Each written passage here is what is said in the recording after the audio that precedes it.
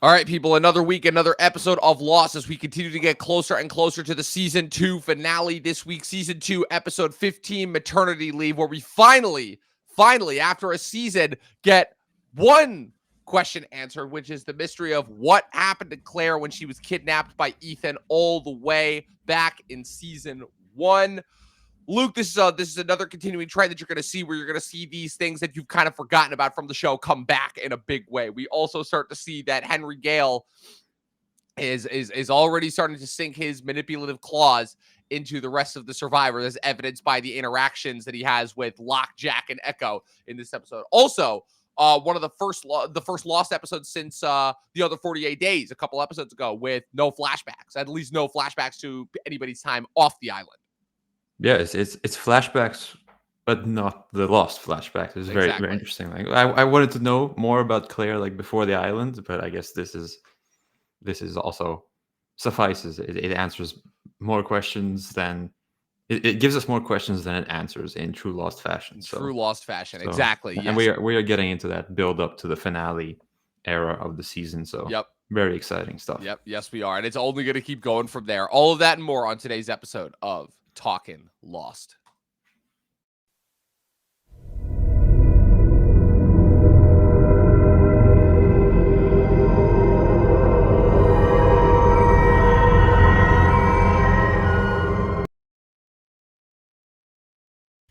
All right, Luke, season 2, episode 15, Maternity Leave. Like I said, we are getting closer to the season 2 finale as we continue to press on. This next stretch of episodes that we're going to cover this month in June is what I would like to call the confronting the evil phase, if you will. Like I said, we had the first phase, which was kind of like, building us up, like, oh, are we interacting with the others? It turns out it's this other section of the plane that we didn't even know survived. Now they've ingratiated back into the other survivors. Then we had like kind of the mini Charlie heel turn arc, which you and I don't think we're exactly that happy with, but don't worry, the redemption is coming. And now we're getting into the phase of, okay, we introduced Henry Gale, Ben Linus last episode. Now we're getting closer to, finding out who the others are as we continue to build toward the inevitable conflict with the others, which, like I said, will really not happen until season 3. But for now, like, we are officially in build up to that season. And we're starting this episode with Claire. Like I said, you had kind of the Saeed being converted back into his weapon phase last episode with the torture of Henry Gale. And now we have Claire, who, for whatever reason, is now starting to experience, I guess the kickoff of the episode is that baby Aaron is sick. And of course, in true Lost fashion, it's a thing of where, oh, is this an actual real thing? Or is this a thing or is this a subtle message that the island is trying to get across? Yeah, and I enjoyed that. As the angrier Claire gets throughout this episode, the more Australian she sounds. Like, Yes. like she is Australian, obviously, but it gets like to an extreme level. So great performance by I don't have her name. Emily DeRavin is the actress's name, and and it's kind of funny how for a plane that was traveling from Australia, there's very little native Australians that were actually on that plane. But I mean, I guess it's it's a bunch of tourists, a bunch of people that were there for all different and assorted reasons. So, so of course this leads to Rousseau randomly popping up and being like, "Oh no, Aaron's sick. You know who else got sick? My crew." And everyone is like, "Rousseau, you kidnapped this child the last time you were here. Get the hell out of here." Like, Rousseau's been popping up a little bit more, but unlike last episode where she just kidnapped Ben and brought him to Saeed, this episode there's a very direct reason why Rousseau is there. And basically what it ends up going into is that Claire ends up talking to first. Claire is reassured by Jack that Aaron's just sick and that the fever with normal babies. It's the most Jack answer ever. Exactly. It's like, hey, he's just a fever. It'll pass. And Exactly. It doesn't pass. It'll be fine. Yeah, exactly. It's kind of funny that I'm watching The Pit right now because Noah Wyle is given like major Jack vibes if he was even more depressed and if he had never landed on the island. So it's kind of funny how everything all connects back to the island. I mean, how many island dreams have you had now? I've lost track. Look, I've lost count. Like, it's just a regular occurrence. Like every few weeks, I'll be back on the island. So. Man, maybe the island is real. Who knows? I'm just really enjoying the show. Yeah, and it's the a really good mythology show that at it's this building. point. Yeah, it really is. Like every episode, even now this deep into the run, and we're still only in season 2, but even now this deep into the run, every new episode is just furthering the mythology more and more and more. It's funny too, because I was doing some deep dive reading yesterday just so that I could like refresh myself on the stuff that's coming up, because it's certain points of where, again, the earlier episodes I remember pretty decently, but some of the later episodes, like once they really dive deep into the lore, is when it starts to get a little fuzzy for me memory wise. And there was a lot of stuff that I had forgotten that's coming, that I'm like, oh man, we still haven't even scratched the surface yet. Like, we spent all of season 1 building up these characters, and then season 2, we're really just scratching the surface, because I forgot that the name of the hatch is not even the hatch. It's called the Swan Station, but we don't find that out for like a season. So anyway, Oh, so didn't I feel like there was like a swan drawing somewhere. I there feel was a like. swan drawing, and if I'm not mistaken, when they watched the intro, the orientation video with Dr. Chang, I believe he referred to the station as the Swan in the video. I think. I'm not I sure. think so. Something like that. Right. So, like I said, the hatch station is officially referred to as the Swan, and as we've seen evidence, it's not the only Dharma station that was set up on the island. So, but more on that later. So the next big thing, obviously, is Claire is like, okay, like I think something happened when I was kidnapped by Ethan, because those 2 weeks, I have no memory of those 2 weeks. So they go to Libby, who's in the middle of a little bonding session with Hurley, and she's like, "Oh, you're a shrink, right?" And Libby's like, "I'm a I'm licensed." a, It's like, I'm a licensed therapist, but sure, shrink works too. And basically, she ends up managing to, I don't remember the name of the therapy that she uses, but basically some sort of cognitive deep mind probing therapy, in order to basically help Claire summon up some images from when she was kidnapped by Ethan. And she remembers a very sterile waiting room. She remembers Ethan injecting several vaccines directly into her stomach while she was still pregnant, and a whole bunch of other things. So like I said, it's another explore the island episode, but it's one that that doesn't provide confrontations with the others, or doesn't provide characters who need to solve trauma from their past. Instead, this time it's a direct, like, oh no, we are diving deep into the lore in order to try and find out more stuff. So, what did you think of this new of this new section of the island that they found, this new Dharma bunker? yeah, I really enjoyed it. It's like, oh, where there's one bunker, there's got to be a second one. If there's a second one, there's gonna be like 20 probably. Yep. That's where my mind's headed. So we had the boys were back in town when they went to looking for Michael. This time the girls were back in town looking Yep. for medicine. So nice little switch up there. Of course, you get like Claire going through the jungle. Like her memory keeps jogging, like more and more. We find out more what happened to her as she like she's a log that she sat on with Ethan, things like that. And then obviously they find the bunker, and they find some very suspicious stuff, like a beard and theatrical glue. So the others are clearly putting on a show, if you will, Yes. to hide their true intentions or identity. So they're far more sophisticated than the savages that they appear. So I'm just really intrigued by what these others really do, where they come from. Like the theories are already sprawling. And then now this episode, we're like, oh, they have this bunker. They have like a full nursing room set up, like a mobile with planes, like Boeing's. Like that was, it's just like, what am I watching? I think the most interesting takeaway from this episode is that by swapping out the off island flashbacks in this episode, like I said, this is the first episode since the other 48 days to have no flashbacks that take place off the island. Not only obviously does it give you answers to this time that you weren't necessarily sure or aware of from all the way back in season 1, but it also gives a lot more content. This is probably the most insight into the others that we've ever had. Like obviously again, the revelation and the knowledge that Ben Linus, and I think in this episode too, it's become painfully where he is very much another. Yeah. And also the fact that the only time that we've actually interacted with the others, they've come across as like savages living this Lord of the Flies lifestyle in the woods. But this is the first episode where we really just see like just how cunning and clever, and really just how well they know the island, where you see they're like, oh my God, they've got like medical labs set up. They're like dressed in civilized clothing. They're not like the savages that we thought they were. So like this whole like innate understanding of the island, it completely flips it on its head and makes us aware of like just what we're dealing with. And once again, flipping our expectations against us, honestly, but also just adding once again, adding more elements to the island, where again, it's like when we first got to the island, it was like this smorgasbord, this unknown mystery of like, oh, with these polar bears and these smoke monsters, and we thought it was all junk. Haven't seen the smoke monster. Haven't seen the smoke monster in a little bit, not since the Echo Charlie quest for the plane. And then we had the discovery of the hatch and being like, oh, like there have been other people that have been here before. Not only do you have like this native sect of people that live on the island, but you have these mysterious bunkers all around that were set up by these different scientific groups. The revelation that Rousseau would come here with the scientific vessel. So then all of a sudden it's like, okay, like, so there have been other people here before, but the question still isn't being raised. Why have we never heard of it? Now that we're getting further into those bunkers, we're like, oh, like, just who are these people and what are they really capable of? Like they're really I like how this season is really upping the mystery of the others. And they again, allude to another guy, like their boss, yes, this as you mentioned, Tom. Like, okay, we don't you tell me his name. That's not like a huge spoiler. It's just his name. But right. He alludes to another guy, who's even more in charge.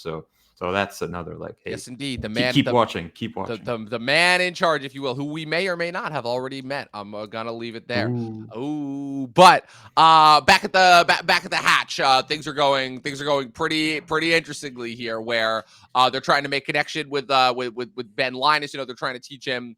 They're trying to treat him with some humanity. Echo comes in after cutting down trees, quickly notices that there's a bed set up in the where the guns formerly were, and he talks to Jack, and he's like, all right, Jack, who's the guy that you're keeping in the room? And they're like, and he's like, oh, and Jack tries to pass it off at first, and Echo's like, and Echo gives him what I call the Echo stare. He's like, come on, you can't say no to him. You can't say no, and you're not gonna lie to me. Like, that's not gonna work. So Echo goes in and has a one-on-one conversation with Ben.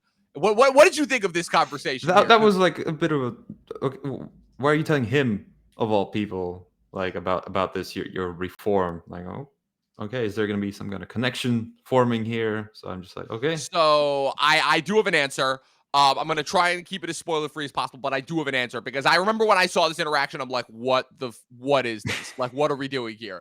But now, after having seen the show and knowing what happens to both of these characters, I'm like, oh, okay. So obviously, Echo tells him that when he first got to the island, he was attacked by two men that he killed with a stone, right? Obviously, that was their interaction with the others. The fact that the tail end survivors were constantly plagued and attacked by the others nonstop from the minute they got there, which is why they were so much more tense and on edge when they came into interaction with our main group of survivors. He has no proof yet, but I think that very similar to Saeed and John, not so much Jack, but those two, he knows to some capacity that Ben is another, that Henry Gale's not his name, that he uses lying. So without knowing, Ben's kind of role in the other's hierarchy, what he's trying to do is basically it's his first step of making peace with them. If I had to guess, where he's like, I know that you were part of this group of people that live on the island. To you, probably we came off as invaders.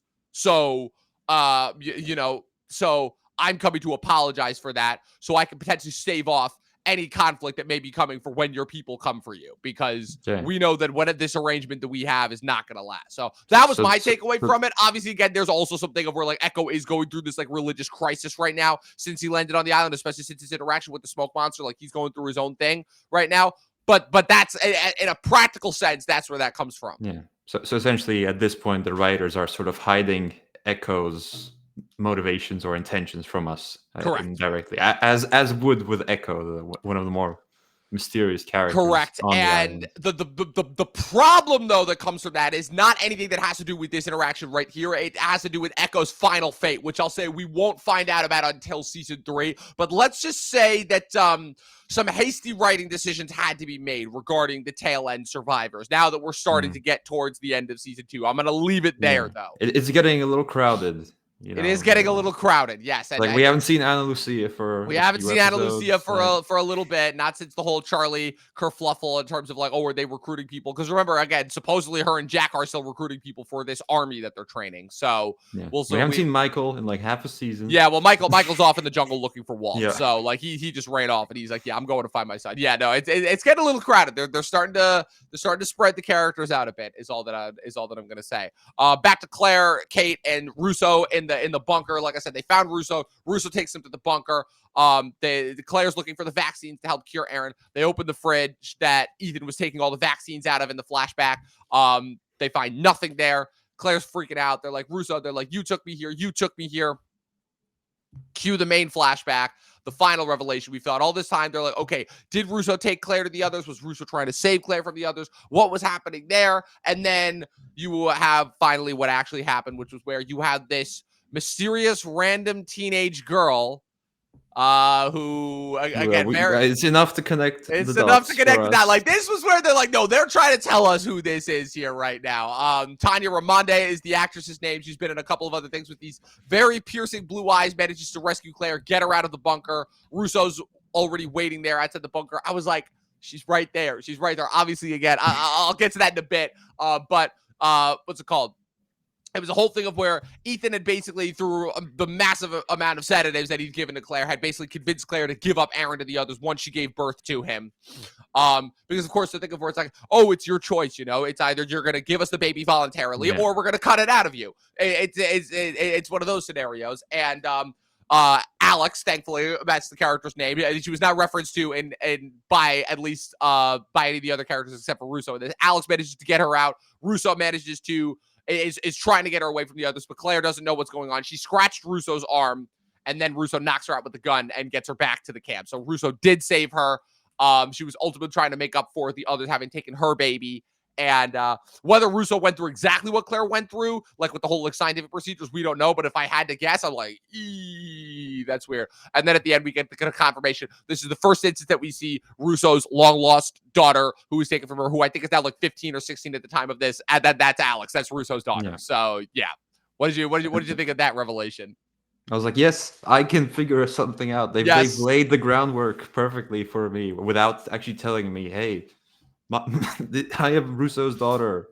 Like, tell her that or something. So so I can appreciate when things like lock into place like that. Like, it's similar to when they revealed that Charlie was helping Sawyer. It's like, the puzzle pieces fit together perfectly. So exactly. But that was more of a twist. This was like a big revelation that they've been building to for some time. Like, Rousseau's been talking about like wanting to find her daughter literally since we first met her, and this is the first instance where we confirm not only is she alive, but she is with the others, but to the point where she doesn't even realize like who her mom really is, because she's been with them probably since she was a baby. Which, again, if that was 16 years ago. Oh man, that really makes you wonder, like, how long have these others been here, and how many other people that have crashed on the island have they done this to? You know, so that's what's it called? So that's the thing. We also get like a bit of a conversation between Ethan and Tom, where Tom was like, "You were just supposed to get the list and bring her here," and Ethan's like, "I had no choice. Like, they had the manifest. They were able to figure out that I wasn't on the plane." So you had that, and of course they you know, I'm guessing they haven't heard from Goodwin in some time. You know, the other that Ana Lucia killed, but. So we get that final revelation. We get that final bit of catharsis, which is nice there. Claire is finally able to make peace with Rousseau, understanding that, like, oh no, you were. But then she alludes to some kind of sickness. Yes. Right? Or is that gonna... She does allude to the sickness. That's the part where I'm still a little fuzzy on, where I'm trying to remember, like, oh, if that was actually real or not, or if that was just Rousseau kind of giving into despair and just killing off all the other members of her team. So that much, because it's talked a lot about on the island, but I don't remember off the top of my head like when or how that actually comes into play. So let's put a pin in that one, and then we wrap with, oh man, some world-class manipulation. If you weren't convinced that Henry Gale was another before, you are now, because now you get to see just what an absolute mastermind Ben Linus is, and why he is going to be a force to be reckoned with going forward. Where Locke comes in with came in with the Dostoevsky book earlier. He's like, do you have any Stephen King? That's a nice acknowledgement. Yeah, nice little reference there to some of the things that inspired Lost. They come in, they have a little conversation about Hemingway and Dostoevsky. Locke is like, oh, Hemingway, you know, was jealous of Dostoevsky and such. And then Ben drops a little, is like, oh, so which one of you is Hemingway and which one of you is Dostoevsky? And Locke's like, what? And he's like, oh, well, it's just I don't know why you constantly let the doctor tell everything. And he's like, no, nobody tells me anything, and he tries to pass it off. It's a group decision. It's a group decision, and then he starts breaking plates. And as Ben said, "Oh, the walls are thin" earlier, and then you see the little smile start to creep up on his face, and I'm like, "Oh, it's like we're getting a Loki in the first Avengers movie thing, where it's like it's like, oh, he's in prison. Well, then why does he feel like he's the only one that wants to be here?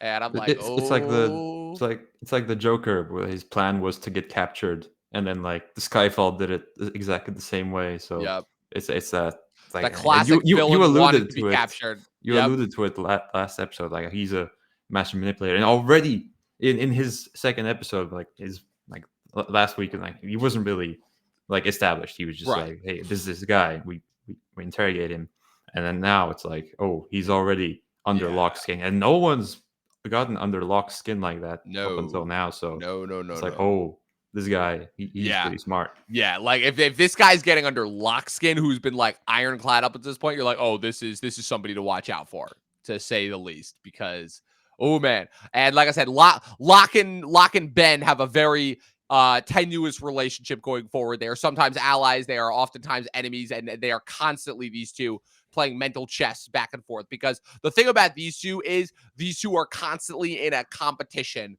as far as who cares more about the island. And the thing that's established about Ben is very insecure. Ben does not like anybody else to have power over him. And Ben also, if given whenever Ben sees a chance to become advantageous, he is going to take it. So, like I said, this is a guy that you are going to want to watch out for as time goes on. So, yeah, it's Really well written scene, just yes. like in those few lines of dialogue.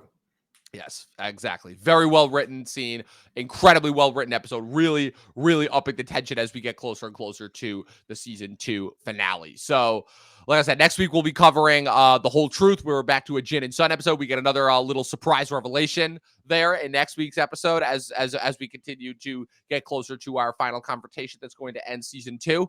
But real quick, before we get out of here, I just wanted to talk about some movies that I saw this past week. And I actually saw quite a lot of movies this past weekend. I saw Wes Anderson's The Phoenician Scheme. I watched Jesse Armstrong's new HBO original movie, Mountainhead. Yeah, I watched that too. Yep, and I watched the new movie from the Rocka Boys, Bring Her Back, the follow-up to their debut from 2 years ago, Talk to Me.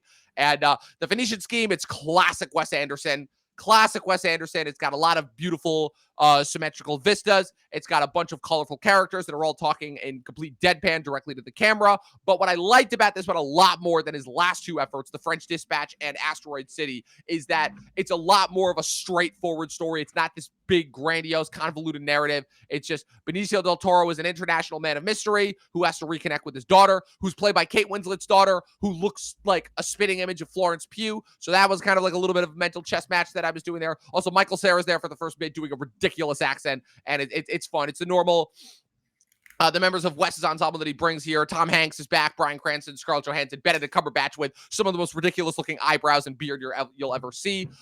Riz Ahmed is in this. Matthew Amalric's back in this one. It's just a lot of fun. You know, at this point, you just go to watch Wes Anderson movies for the fun of it. And then Mountainhead, you actually got a chance to watch this one. So Succession, just on another Succession on a mountain with 4 tech bros, or something a little bit more here?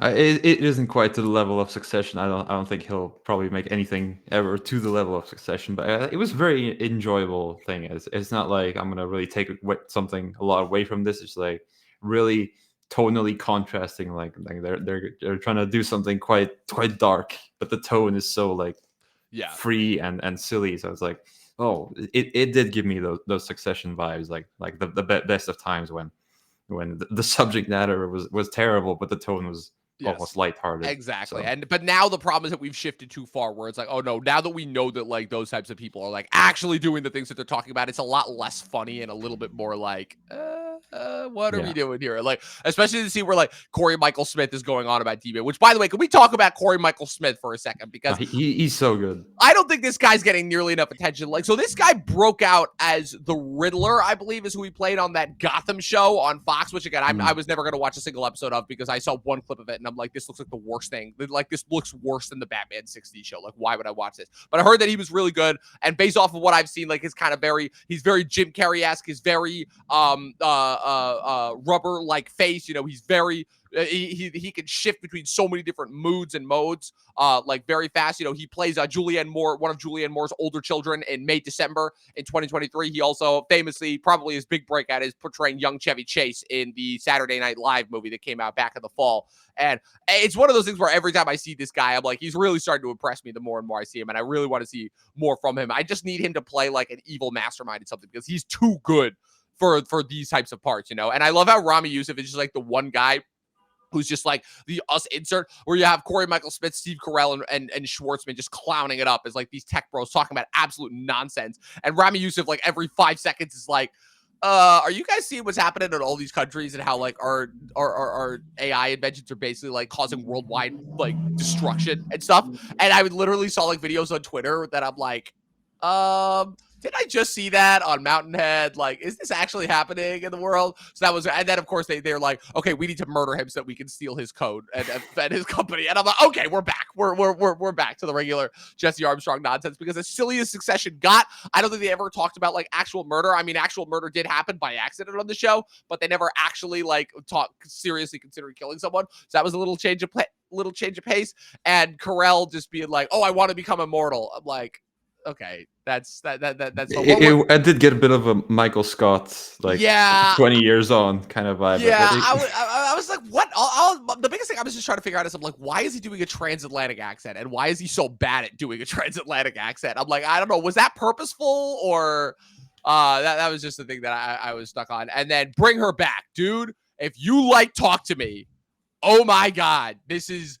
I'll be interested to see your thoughts because this one is so much more disturbing and so much more physical, but so much more like these guys, they clearly specialize in, again, telling like demonic possession stories through the vista of like trauma over familial figures, deaths. I don't remember what the trauma was in Talk to Me, but in this case, it's of dead parents and dead kids, and so there's a scene involving the little bald kid that you see in the trailers and a knife that physically made me like almost vomit. Like that's how gross it was. Like this movie gets absolutely gross, but the way that it really builds to its final reveal is just insane. And Sally Hawkins gives possibly the best performance of her career. So those are all honestly, again, one of the few the first weekend where I saw multiple movies in one weekend and I was not disappointed or let down by any of them. Also, I got a chance to watch Alfred Hitchcock's Rope last night in the theater, and that was just a joy to watch. Probably one of Hitchcock's most slept on and least talked about movies, which I think is a crying shame. So so the only one of these that you saw was Mountainhead. Yeah, we don't get Bring Her Back and Phoenician Scheme. I'm not a big Wes Anderson guy. That's fair. That's fair. Wes Anderson is a very acquired taste, I will say, especially if you came into him a little late. But yeah, Bring Her Back definitely. Fucking A24, man, with these international releases, they gotta get a better hold on that. Hey, you know what? Good. At least some good news. We do get The Life of Chuck next week. So, you get Life of Chuck. Awesome. We can cover that. That's really good. Yeah. Well, yeah. That's really good. Awesome. Good stuff. That makes me happy. All right. So with that being said, that's pretty much it. So we'll see you guys next week for The Whole Truth is next weekend. And Luke, where can people follow you on the interwebs? You can follow me at Luke Reviews on YouTube. I'm gonna wrap up this last assignment and then I think probably do a mission video. I've seen all 8 movies now, more than once. I finally have a concrete opinion on Final Reckoning. It's very good. So yeah, I'll probably do something like that, but take my time with it. So yes, it's up to the mission quality. Exactly. Make sure that you get the quality just right. You guys can follow me with everything going on at Movie Nerd Reviews across all platforms, at Official Talkin TV Podcast across all platforms. I've got a couple solo projects in the works as well. I've got a top 10 list that I will be putting up sometime this month. Depending on when I can finally, start working on it because I've just been so super busy. And there was one other thing. And a couple other projects to look forward to as well. A couple more actor top 10s. I've got a couple of big compendium videos coming up for later on in the year. I also am trying to catch up on finishing the rest of David Lynch's filmography, so I can finally do the David Lynch video that I've been wanting to do for years. And got some more stuff in the works. So always stuff to look forward to. Mission Impossible may be over, but there was always more stuff to look forward to on the Talkin TV channel. So for myself, from Luke, we will see you guys next week. Get lost.